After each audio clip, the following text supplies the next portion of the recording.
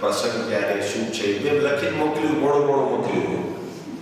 એ બધું આ પત્રિકા બહુ મોડી થઈ. એટલે શરણાગતિનો જે ભાવ હતો ને તે સિદ્ધ કર્યો છે ભગવાને કે તારે જેવું કરાવવું એવું કરાવજો. જે ગોપીઓ શરણાગતનો ભાવ છે, જે પરમ ભક્તો શરણાગતનો ભાવ છે, એવા શરણાગતના ભાવ સાથે અનન્ય શરણાગત લખેલું છે, વાંચીએ છીએ, બોલીએ છીએ, પણ અનુભવવાનો પ્રયોગ આ 3 વર્ષથી થઈ રહ્યો છે. આપણે બોલીએ તો ખરા, આમાંથી કોઈ પણ બોલવા ઉભા થઈ ગયા આપણે ક્યાંય પણ, તો ભગવાન પર વિશ્વાસ રાખવો જોઈએ. આપણે આ 3 વર્ષ પ્રયોગ કર્યો છે, અને પ્રયોગ એકલાથી ના થાય. એકલો કરે તો સિદ્ધ થતા વાર લાગે, પણ સમૂહમાં જ્યારે પ્રયોગમાં એક મંત્ર થઈને કરીએ ત્યારે અનુભૂતિ બને છે, અને એ અનુભૂતિ ઠોસ હોય છે. અને આખો ભાગવતની કથા એ પ્રયોગાત્મક કથા છે. પરીક્ષિત મહારાજ એક જ્યારે શરદ ઋષિના ગળામાં મરેલો સાપ નાખ્યો અને શૃંગીએ એમના પુત્રએ શાપ આપ્યો. એટલે બધા ઋષિ મુનિઓનો મત લીધો કે હવે શું કરાય, 7મા દિવસે મરી જવાનું છે. તો કીધું કે પ્રભુ સ્મરણ કરવા માંડાય અને બધું ત્યાગીને ઈશ્વર આરાધનામાં લાગી જવાય. એટલું સાંભળ્યા પછી 1 સેકન્ડની પણ વાર લગાડ્યા વિના પરીક્ષિત રાજા પોતાના પુત્ર જન્મે જઈને સત્તા સોંપી અને તરત નીકળી ગયા છે. તો એ પ્રયોગ છે. ખબર પડે કે અંતિમ સમય છે તો મારે શું કરવાનું, તો બધું છોડી દેવાનું. મારા હાથમાં હવે કઈ નથી. એટલે એવી સંસારિક વ્યવહારિક કાર્યમાં કઈ પણ વિટંબણા ખૂબ મહેનત કરવા કરતા સિદ્ધ નહીં થાય તો ઈશ્વર પર છોડી દો, જીવને મૂકી દેવાનું. જ્યાં પણ અટકતો ત્યાં છોડી દેશો તો પછી ભગવાન સંભાળી દેશે. અને સંભાળે છે આ પાકું, એમાં કોઈ શંકાની સ્થાન નહીં. એવો બીજો પ્રયોગ શ્રીમદ ભાગવતનો છે.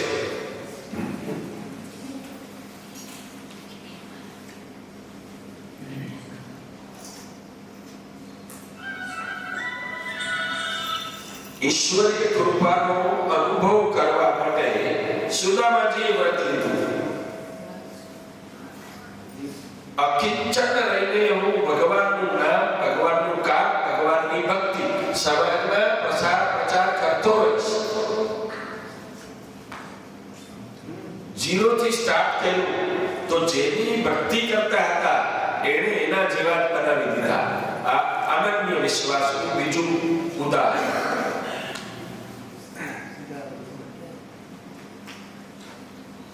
ત્રીજું, રામાયણમાં સબરી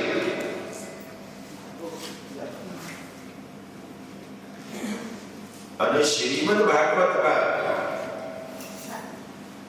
દેવકી અને યશોદા અનન્ય શરણાગતિ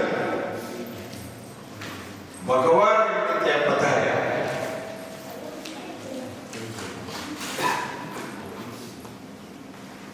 મહાભારતનું અને ભાગવતની અંદર આવતી કથા સંસાર યુદ્ધમાં અર્જુને ભગવાનની શરણાગતિ સ્વીકારી, રથ ભગવાને ચલાવ્યો અને યુદ્ધ જીતી ગયા. સંઘર્ષ તો આવ્યો, સંઘર્ષ વિનાનું તો જીવન નથી, પણ અંતે યુદ્ધ જીતી ગયા.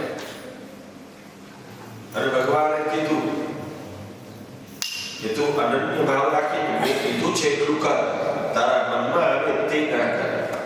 એટલે ગ્રંથો, સદગ્રંથો, વેદો, ઉપનિષદો, પુરાણો, આપણા ઋષિઓના મતો, આપણા પૂર્વજોના મતો, આપણા ઘરના વડીલોના મતો, એ જે કે એટલું કરવા માંડો. અને એમાં ક્યાંય પણ વિશેષ આપણા મનનું ન હોય એટલે સફળતા મળે એવું ભગવાને અર્જુનને સંબોધીને કીધું કે હું કહું કર. તો એ મને તમને સંદેશો છે કે આપણા ગ્રંથો, આપણા ઋષિમુનિઓના જે મતો છે એટલું સમજીને ખાલી કરીને તો એ ભગવાનની કૃપા થઈ જાય. ગોપીઓને અનુભવ થયો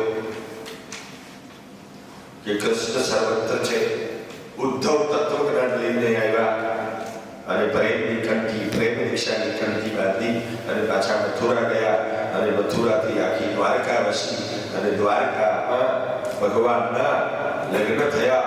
નારદજી બતાવ્યા, ભગવાનનું સંસારનું દર્શન કર્યું. નારદજી પ્રસન્ન થયા. ભગવાન બધા પોતાના ભક્તોનું કલ્યાણ કરતા. મહાભારતનું યુદ્ધ થાય છે. દ્વારકાથી હસ્તિનાપુર ગયા, રાજસૂય યજ્ઞ કરાયો છે. 16,108 વ્યક્તિ એનો બધાનો સંસાર ચલાવવાનો, એની બધાની ડિમાન્ડ પૂરી કરવાની. હવે આપણે ઘરમાં માનો 16 વ્યક્તિ હોય, ખાલી કલ્પના કરી લો. અને એ બધાના રોજના જમવાનું, ટિફિન અને દરેકની ચોઈસની રસોઈ, બધાના મન સંભાળીને એની બધી વ્યવસ્થા કરવાની હોય તો 15-16 જણા ઘરમાં હોય તો કેટલી વાર લાગે છે મેનેજ કરતા. આવડો મોટો પરિવાર ભગવાનનો. એમાં કુંતા કોઈનો પત્ર આવે છે કે હે કૃષ્ણ,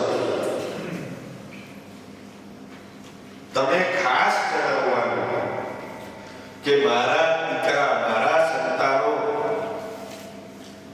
જીવન જરૂરી સુવિધા વિનાના દુઃખી થાય છે અને કુટુંબમાં ક્લેશ છે, અમને ખૂબ પરેશાન કરે છે. તારાથી કાંઈ ઉપાય થાય તો કર. આ સમાચાર મળ્યા પછી જો તારાથી તત્કાલ કઈ થઈ શકે તો કરજે. પત્ર મોડો મળે અથવા તો તું મોડો આવે અને કાંઈ થાય તો અમારી જવાબદારી નથી. લિખિત તારીખ હોય.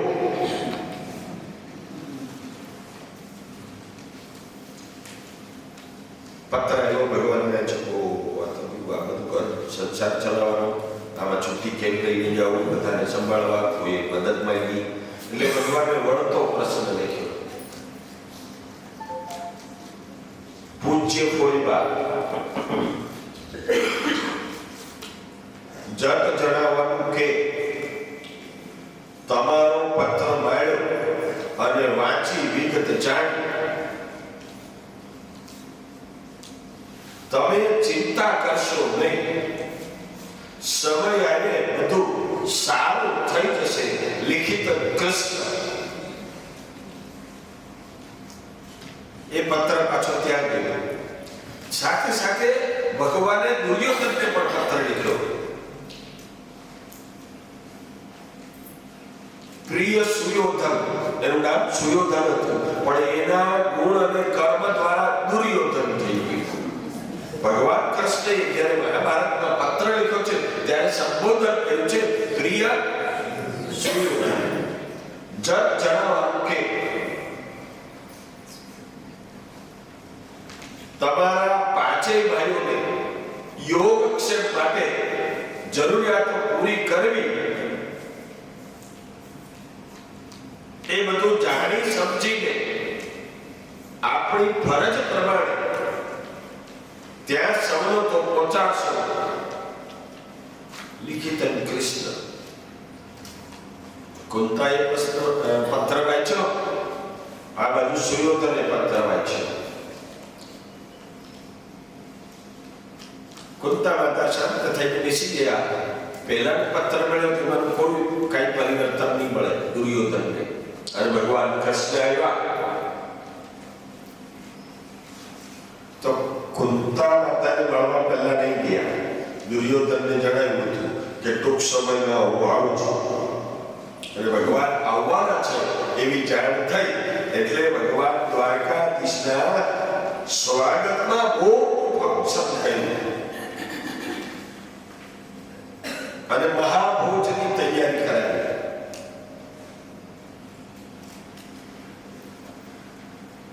વાટો ગીટો ચાલી, સત્કાર થઈ ગયા. પછી ભગવાને જરા હાથ પકડીને બાજુ બોલાવ્યો, અહીં આવતો નહીં. આ બધું ભારતનું આખું રાજ્ય તમારા હાથમાં છે કે તારા પપ્પાની કેટલા ભાઈ એનો ભાગ પડે તો પણ મારા પપ્પા બધું સંભાળે છે. આપણી ભાષામાં વાત કરું છું, આવું ત્યારે તો બધું વાતો થઈ ગઈ. એટલે હવે જેના હાથમાં છે તે જે નિર્ણય કરે એ માન્ય રાખવો જેવો એવો રાજકીય નિયમ છે. એટલે અમે એને જરૂરિયાત પૂરતું આપશું, બાકી તમે જે કરવા માંગો છો એવું કાંઈ થવાનું નથી. કૃષ્ણ ભગવાન તમે અમને બહુ સલાહ આપતા નહીં. આપણે કીધું એટલે ભગવાન કહે છે તારે રોજ ના હોય તો એક કામ કર, 5 નગર બને એટલો વિભાગ જુદો પાડી દે, 5 ભાઈને એક ગામ આપણે આપી દઈએ અને એમાં કમાઈને ખાશે. આ તો તમે બહુ વધારે એક સોયની નોક જેટલી પણ જમીન તો નહીં જ આપે. ને પછી બીજી બધી વાતો થઈ, એમાં મધ્યાહન થઈ ગયો એટલે 2 સેવકો આવ્યા કે મારા ભોજન થઈ ગયું છે, પધારો આપણે જમી લઈએ પછી આગળની નિશ્ચિત કરીએ. ભગવાન આખા રસોડામાં ચક્કર મારે છે, બધા જમવા ગયા અને બધા બેસવા બેઠા છે. ભગવાનનું આસન છે. આ દુર્યોધન કહે છે મહારાજ અહીંયા બિરાજો તો કે તમે બેસો આવો. આખા રસોડા ચક્કર મારી અને ભગવાન બહાર નીકળી ગયા છે. પેલો ઉભો થઈને દોડ્યો પાછા, મહારાજ જમવાનું તો જમવાય ખરો, રસો તૈયાર છે, જમી લેવાના છે. પણ જે મિત્ર હોય ત્યાં જમી લેવાય. હું તારો મિત્ર નથી, તું મારો મિત્ર નથી. બીજો પ્રેમ હોય ને ત્યાં જમી લેવાય. તને તારા ભાઈઓ પર પ્રેમ નથી, તને મારી વાતમાં પ્રેમ નથી અને આપણા સંબંધોમાં કઈ પ્રેમનું સ્થાન નથી એટલે તારું ભોજન ના રહે.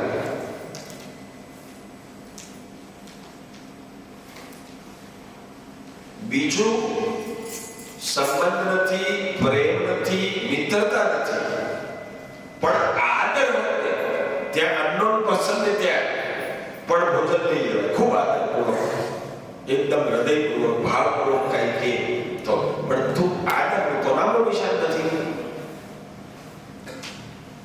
મને તમારા આખા કુટુંબ પ્રત્યે આદર છે એટલે હું મારું આખું નગર, ગામ, સંસાર બધું છોડી અને અહીંયા સારી વાત કરવા આવ્યો છું. તમે આદર સરખા નથી, તમારે તેટલું નથી.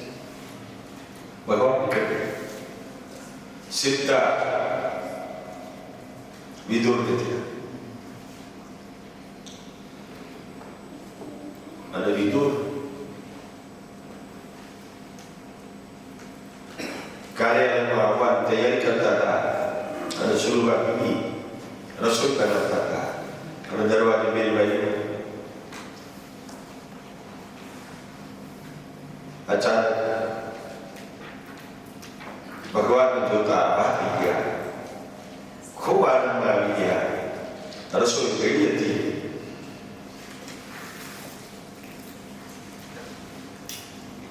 વિદુરજી કહે છે પ્રસાદ લેવા બેસી ગયો તો ભૂખ્યું થયો છું એટલે તો આવ્યો. ભૂખ લાગી છે, 56 ભોગ તૈયાર હતા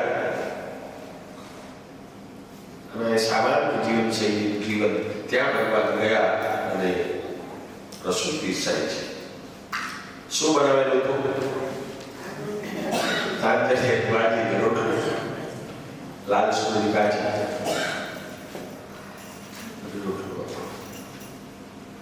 એમાં સુલભાજી આવે કે થોડા કેળા આવ્યા છે, લઈ આવો. લઈ આવી અને ભગવાન દ્વારકાધીશની સામે જોતા જોતા છાલ કાઢી ભગવાનની ડીશમાં અને કેળું બહાર, અંદરનું ગરબું બહાર. વિદુરજી જોવે કે આ શું કરે છે, તો કે ભગવાનને થોડો ચૂપ, અવાજ નહીં, અવાજ નહીં. ભગવાન વિદુર સામે જોવે કે તમે જોતા ખવડાવે છે એવું ખાઈ દો. ભગવાને ભાજી ખાધી છે અને પ્રેમથી ભગવાન ભોજન કરી ગયા પછી વિશ્રાંતિ માટે બેસે છે. વિદુર પૂછે છે શું થયું પ્રભુ, તો કે હવે પતી ગયું, યુદ્ધ એ જ કલ્યાણ, હવે બીજો કોઈ રસ્તો નથી. સમજાવવા છતાં, ક્ષમાયાચના કરવા છતાં, શરણાગતિ સ્વીકારવા છતાં કોઈ ન માને તો ત્યાં પછી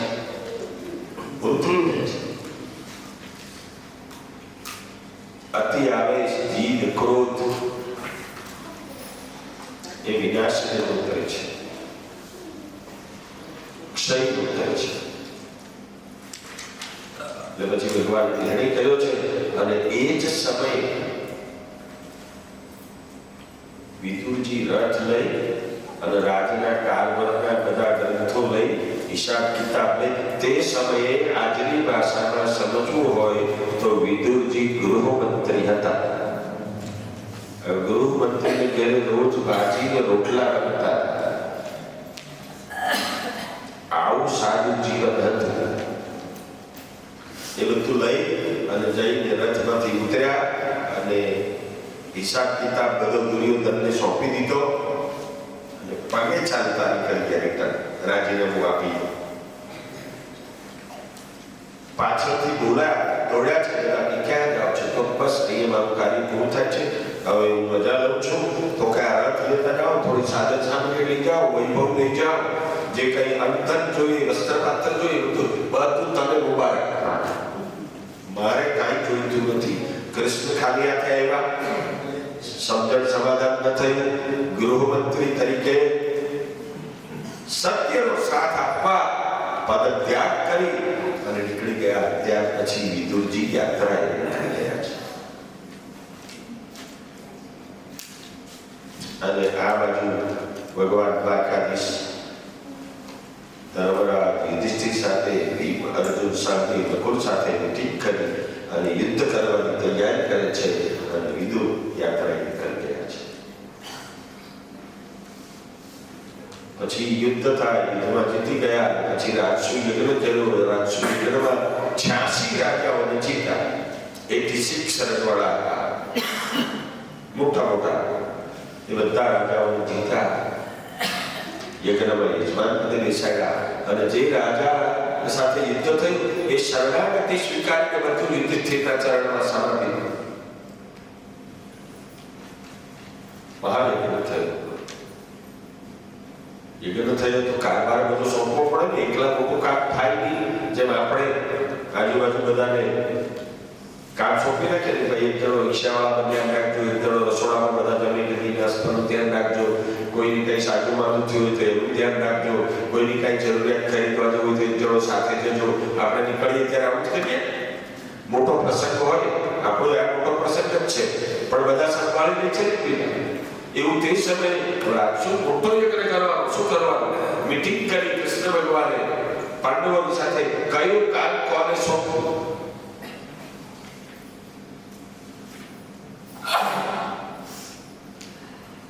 એટલે યુધિષ્ઠિર કહે છે કે આગંતુકનું બધાનું સ્વાગત કરવાનું છે. આ કવરોમાંથી 10 પાયો રાખી દે, 100 છે એમાંથી ગેટ પર નહીં હસ્તિનાપુરમાં પ્રવેશ કરે બધા, એટલે બધાને સ્વાગત એ કરશે. હવે જેને એક સોય મૂકેલી જમીન પણ હોય, રસોડાનો કારનાર પણ એને છો. આપણું કેવું થાય, થોડી ખટપટ થઈ ગઈ તો રસોડામાં એ માણસ જાય તો જીવ ઓછો થઈ જાય. આ એક નીતિ છે.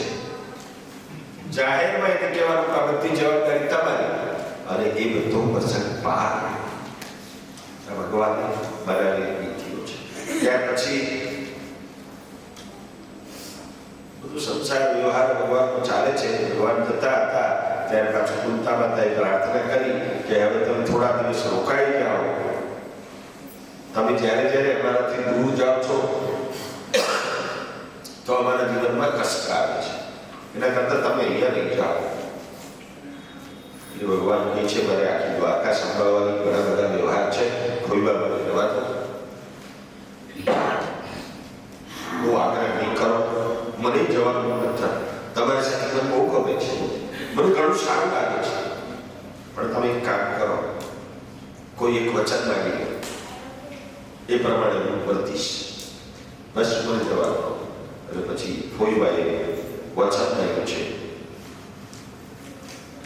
વિપદઃ સંતુના શાશ્વત. મારા જીવનમાંથી ક્યારે દુઃખ ન જાય એવા આશીર્વાદ આપો. ક્યારે દુઃખ પીડા મારા જીવનમાંથી ન જાય એવું વચન આપો.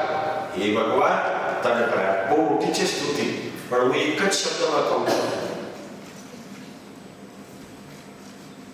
આપણે મંદિરે જાય ત્યારે શું કરીએ? ભગવાન પાસે સત્યમ વદ. તો ભગવાન પાસે આ વગાડ. એવું શ્રીમદ ભાગવત અને મહાભારત માતા કુંતા દ્વારા મને તમને શીખાવે. જેનાથી દૂર ભાગો એ બધું થાય, અને જેની પાછળ દોડો એ બધું જાય. એટલે સ્થિર થઈ જવાનું.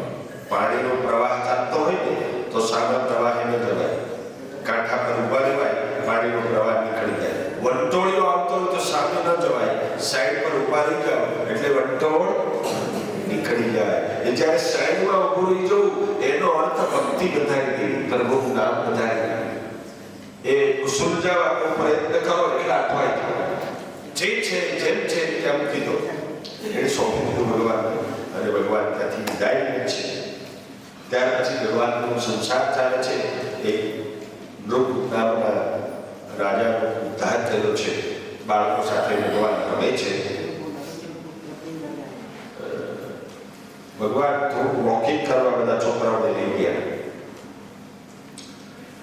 નગરની બહાર એક કૂવો હતો, કૂવાની પરસાળ બાંધેલો કૂવો હતો, એના ઉપર ભગવાન બેઠા.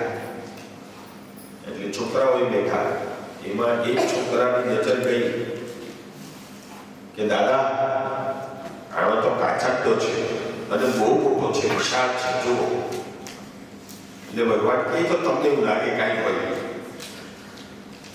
દાદા દાદા સાચે છે. એ છોકરાએ હાથ પકડ્યો. દાદા ભગવાન શ્રી કૃષ્ણના પ્રદ્યુમ્ન અનુરત એનું સ્થાન પર એવી ચાર પેઢી ભેગી થઈ ગઈ. એવા છોકરાઓ અને બધાને રમવા લઈને નીકળ્યા હતા. અહીંયા એવું શીખવે છે આપણને કે દાદા દાદી થઈ જાય ને પછી ઘરમાં વ્યવહાર કેમ ચાલે છે એક વખત શીખાવી દેવાનું, 5 વખત શીખાવી દેવાનું, 7 વખત શીખાવી દેવાનું. બાકી સંતાનને લઈ રોજ ચાલવા નીકળી જવાનું, ફરવા નીકળી જવાનું, ગાર્ડનમાં જતા રહેવાનું. આજે મને પૂછાવીને રસોઈ બનાવી લીધી, મને તો જાણ જ ન કરી. બહાર જવાના છે તો અમને તો કીધા વગરના ગાય છે, જાતે જ જતા રહે છે. અમને તો જાણ જ કરતા નથી. હવે તો અમારી ગણતરીમાં જ નથી ખાઈને, અમે તો જાણે ઘરમાં રહેતા જ નથી.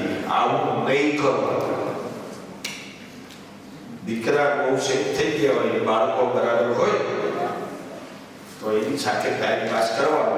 મંદિરે લઈ જવાના, સત્સંગમાં ગઈએ તો ત્યાં લઈ જવાના, કોઈના પ્રસંગે જતા હોય તો સાથે લઈ જવાના. સંતાનને સાથે રાખો.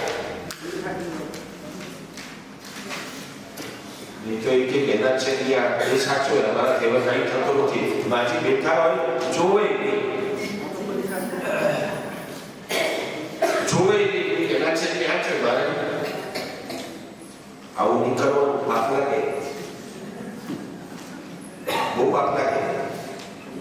સંતાનનું સંતાન અને કદાચ ત્રીજી પેઢી હોય તો એનું સંતાન, એની સાથે ટાઈમ વિતાવો. ભગવાને પોતે આ ક્રિયા કરી છે. બાળકો સાથે ખૂબ રહ્યા છે ભગવાન, અને બાળકોને ભગવાન ખુદ પોતાના પેઢીઓની જૂની વાતો કહેતા, ઝઘડા થતા નહીં, ક્લેશ કરતા નહીં, સારી સારી વાતો શું કુટુંબમાં થઈ છે એ બધું કહેતા હતા. નહીં તો વડીલો જૂના પ્રસંગો બધા યાદ કરી અને કે દાદા સાથે ઝઘડો થયો ત્યાં નહીં બોલવાનું, પેલા કાકા સાથે ઝઘડો થયો ત્યાં નહીં બોલવાનું, ત્યાં એ કથા નહીં કહેવાય. વિકાસશીલ અને ખૂબ સારા પ્રસંગો હોય તે બધા કહેવાના. એટલે બાળકના મનમાં કુટુંબ પ્રત્યેનો પ્રેમ જાગે, પોતાના રાગ દ્વેષ બાળકના મનમાં નહીં નાખવા જોઈએ. ભગવાન શ્રી કૃષ્ણ બાળકોને આવી વાતો શીખવતા. કાચંડો જોયો એટલે ભગવાને કુવામાં એક પગ લટકતો રાખ્યો અને એક પગ બહાર રાખી અને પાણી ઉપર ભગવાન બેઠા ને બાજુમાં બાળકો બધા બંને સાઈડ, એટલે બંને બાજુ ભગવાને હાથ રાખ્યા કે જો કાચંડો કેવું ફરે છે, જો અંદર ઉકાળ કાચંડો ધીમે ધીમે દિવાલે જેવો પગ ભગવાને નાખ્યો એટલે ઉપર આવતો ગયો. બાળક બોલ્યું, દાદા તમારા પગ સુધી આવી ગયો, જો પગ લઈ લો. નારાયણ હવે તું જો દેખાય મજા આવશે. જો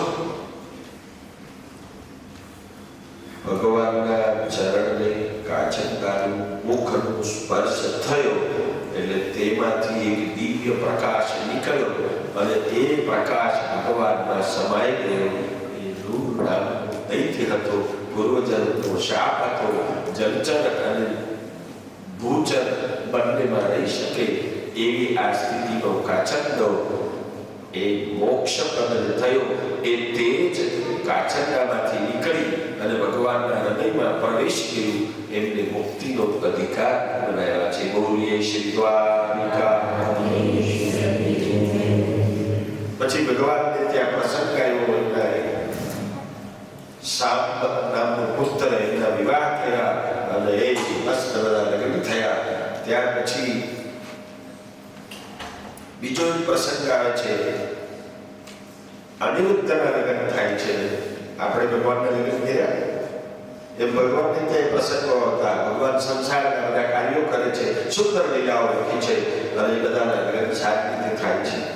ત્યાર પછી ભગવાન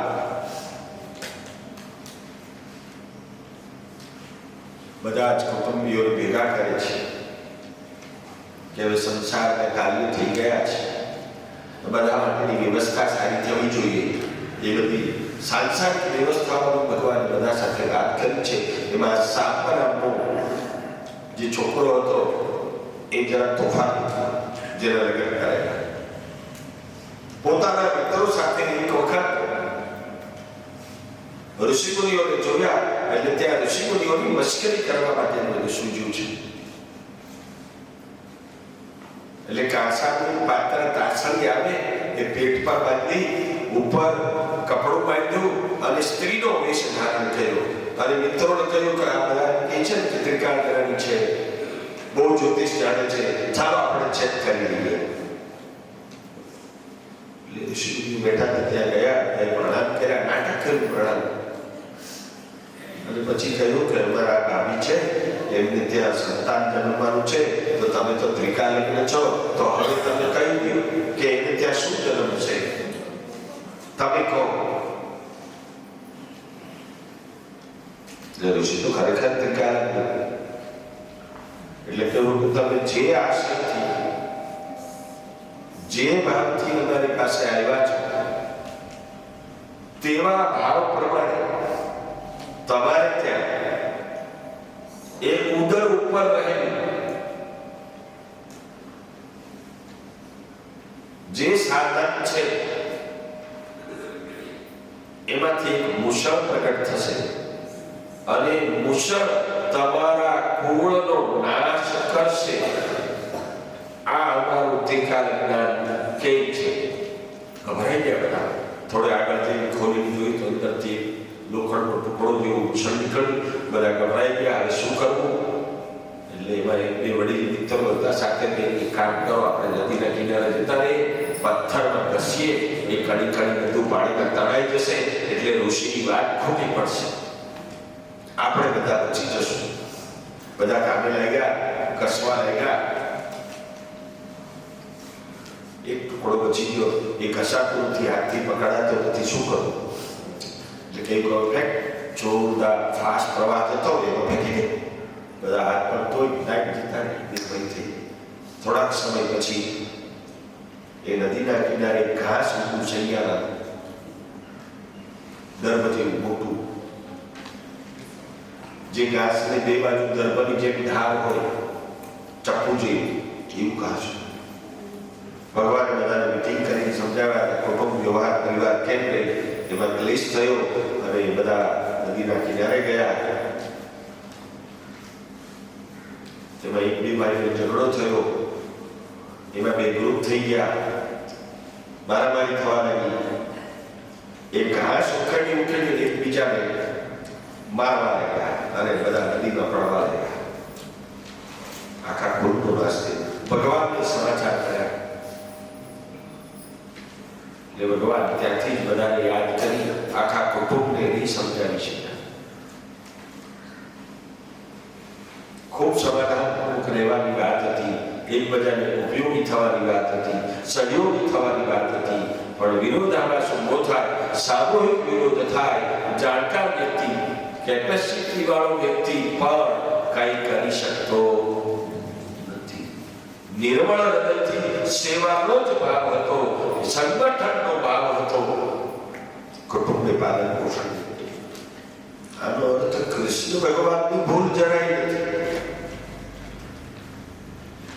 પણ માન્યતાઓની અશ્રદ્ધાની જીદ અને અહંકારનો પ્રભાવ હતો.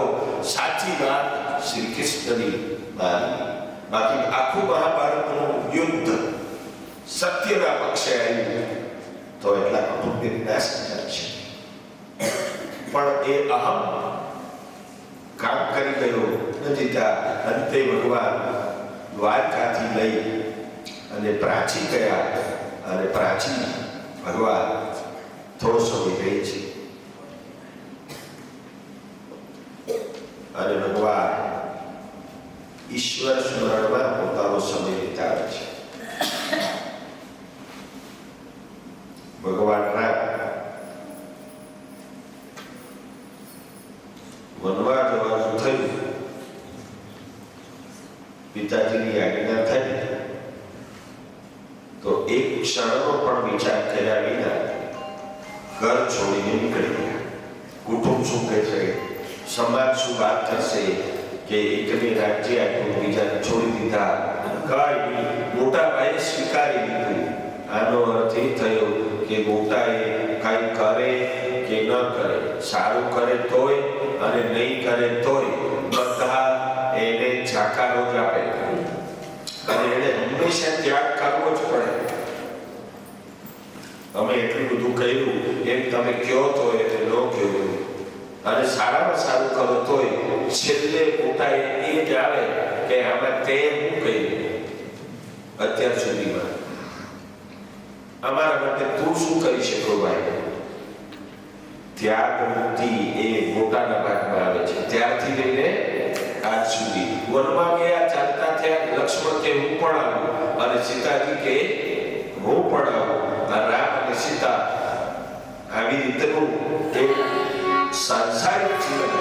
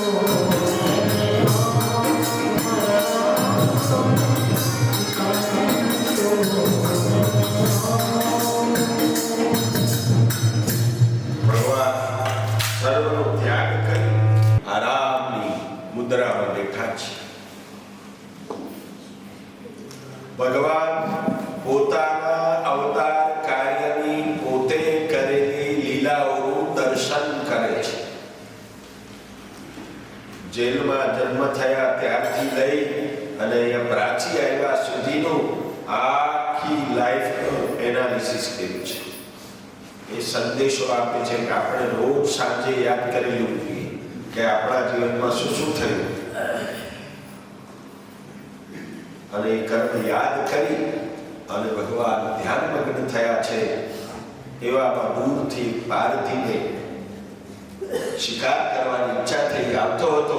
ભગવાનનો પંજો એકદમ સુંદર ચળકતો, જાણે મૃગી ઉભો હોય ને એવો દિવ્ય ચળકાટ મારતું પગનું તળિયું દેખાયું જંગલની ઝાડીમાં, અને દૂરથી પારધીએ બાણ માર્યું છે અને ફળું સીધું ભગવાનના તળિયામાં ગયું. ત્યાંથી ઘૂંટણ સાથે આખું વિંધીને બે હાથથી ઘૂંટણને આમ નોક કરેલા હતા એટલે બે હાથમાં ગયું. એ તીર ઘૂંટણમાં ગયું અને ઘૂંટણમાંથી ભગવાનના હૃદયમાં તીર ગયું અને ભગવાન સ્વધામ એ અવાજ જ્યારે આવ્યો તે સમયે પારથી દોડતા દોડતા જ્યાં બાણ ગયું છે ત્યાં આવ્યો તો ભગવાનને જોયા.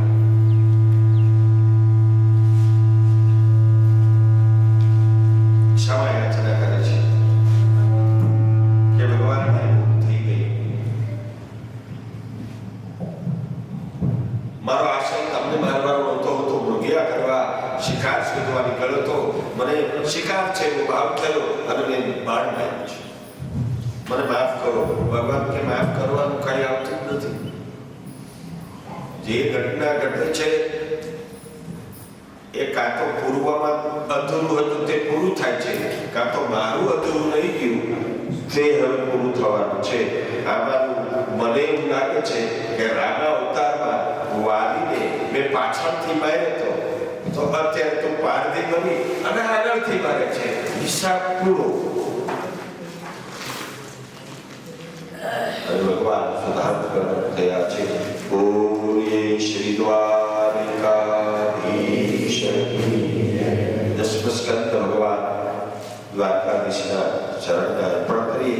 એકાદશમાં યોગેશ્વરોની કથા છે. યોગેશ્વરોમાં 9 યોગેશ્વર થયા છે અને યોગી દત્તાત્રેયની પરંપરા પ્રમાણે ઈશ્વર પ્રાપ્તિ ના અનેક માર્ગો છે. દીક્ષા, શિષ્ય પરંપરા, ગુરુ પરંપરા અને એની શક્તિ અને શક્તિની ઇફેક્ટ, આ બધું જ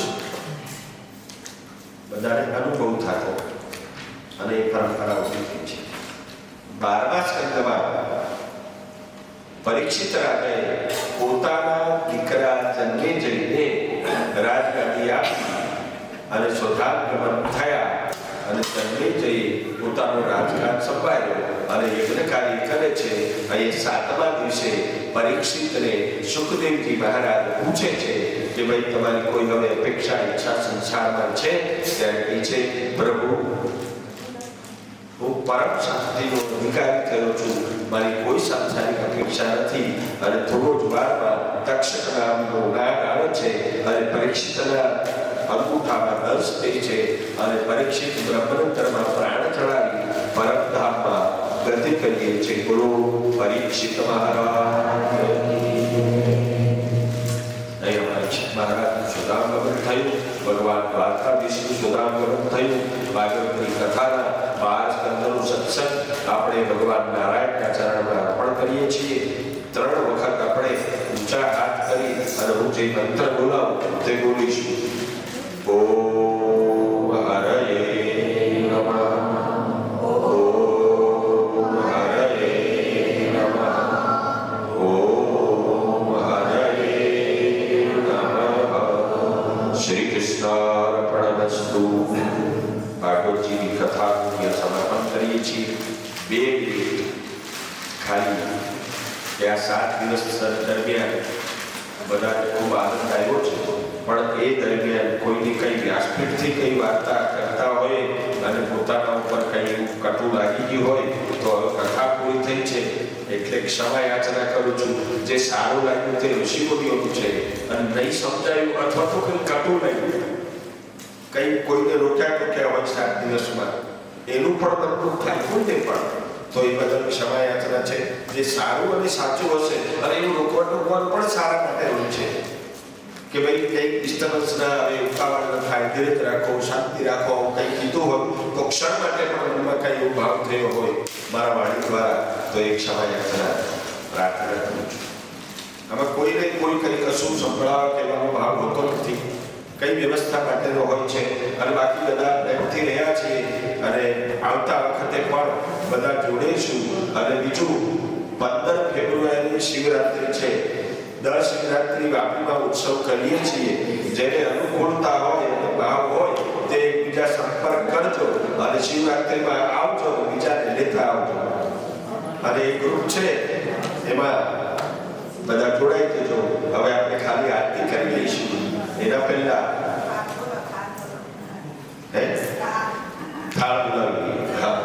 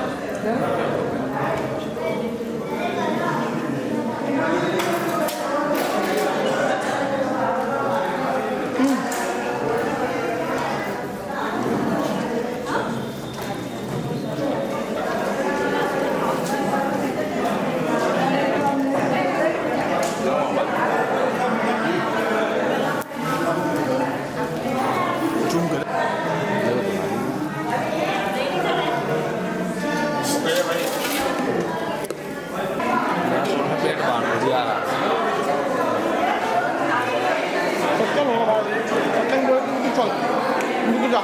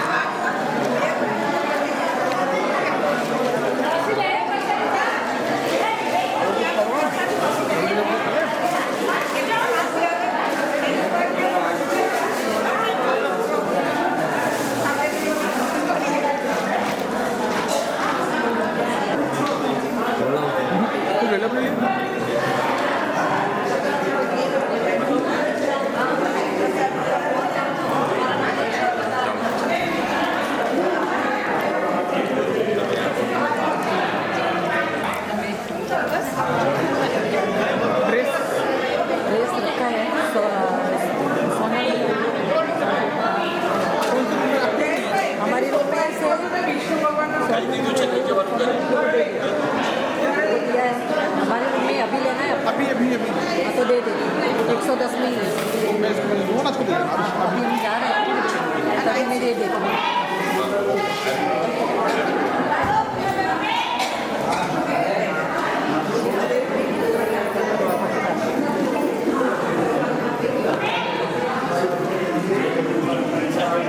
फोन कर ट्वीट न मार दो कार्ड फॉर्मेट बेकार है।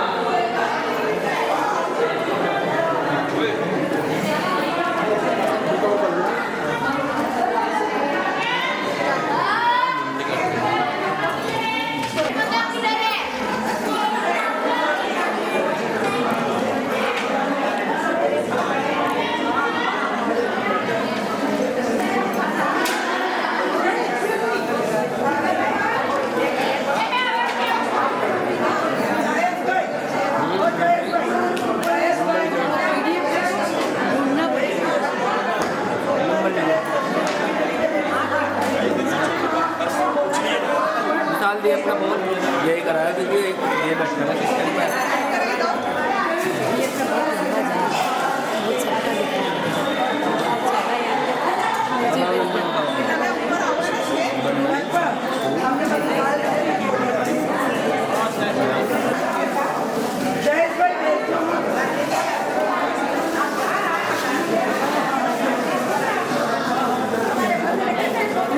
कितने बजे का टाइम हरिद्वार से मथुरा जाने का कल 15:25 3:25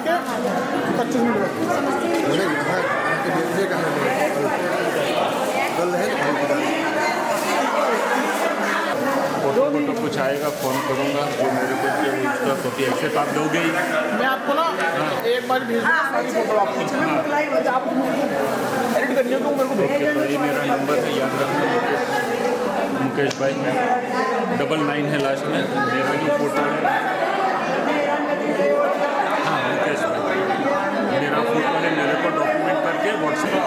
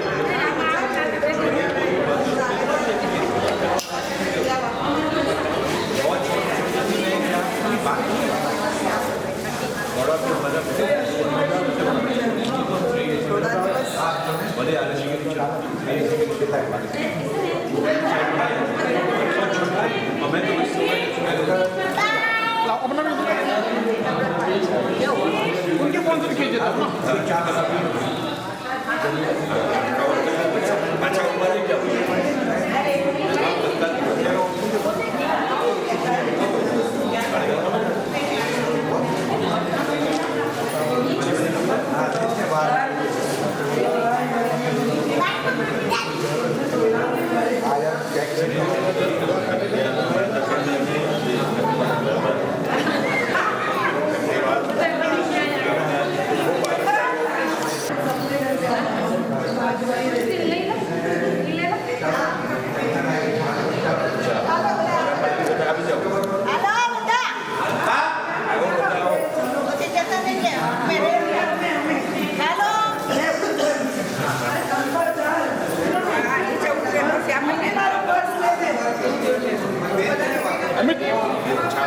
कोठी आता उठा रहे हैं ले दिखा दिया